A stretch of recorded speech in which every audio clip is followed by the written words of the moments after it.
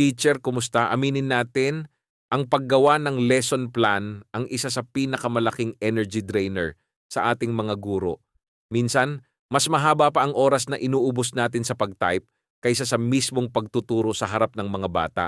Yung imbis na itutulog mo na lang heto ka at kaharap pa rin ang laptop hanggang madaling araw. Relate ka ba?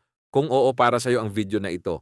Sa loob ng ilang minuto, ibabahagi ko sa'yo ang aking secret workflow kung paano ako nakakagawa ng lesson plan sa loob lang ng 15 minuto nang hindi nagsasakripisyo ng kalidad. Let's dive in. The problem and the mindset.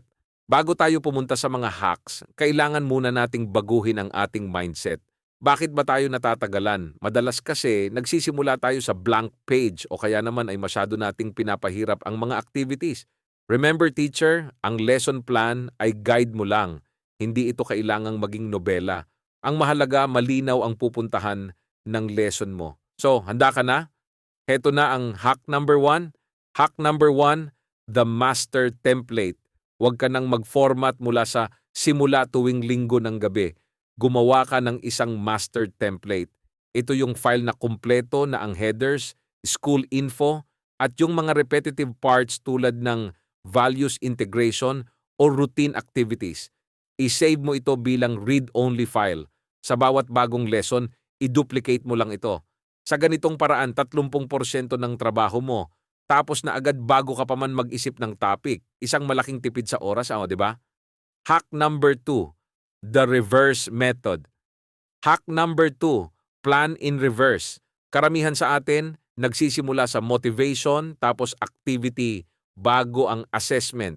Ang tekniking ko, unahin mo ang assessment. Itanong mo sa sarili mo, ano ang gusto kong matutunan nila at paano ko ito itetest? Kapag alam mo na ang dulo, mas madali nang isulat ang intro at discussion dahil naka-align na lahat. Hindi ka na magsasayang ng oras sa pag-iisip ng activities na hindi naman pala konektado sa goal mo. Hack number 3, befriend technology. At ang pinaka-favorite ko sa lahat, use AI as your thought partner. Hindi ko sinasabing i-copy-paste mo lahat, ha? Pero kung blanco ka sa motivation o kailangan mo ng 5-item quiz, gamitin mo ang mga AI tools tulad ni Gemini. Mag-type ka lang ng prompt na bigyan mo ako ng creative activity para sa grade 5 science about water cycle. Sa loob ng 5 segundo, may listahan ka na. Ang gagawin mo na lang, i-edit ito para maging akma sa iyong mga estudyante. Technology is there to help us, kaya huwag nating hayaang mapag-iwanan tayo. Ang pagiging mahusay na guro ay hindi nasusukat sa haba ng puyat mo sa paperwork, kundi sa sigla mo kapag kaharap mo na ang iyong mga estudyante.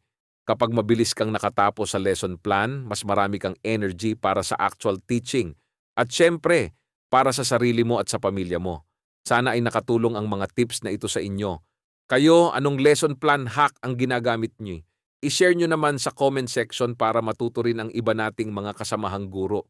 Muli, ako ang inyong teacher buddy. Huwag kalimutang i-like at i-subscribe ang channel na ito para sa mas marami pang teaching tips.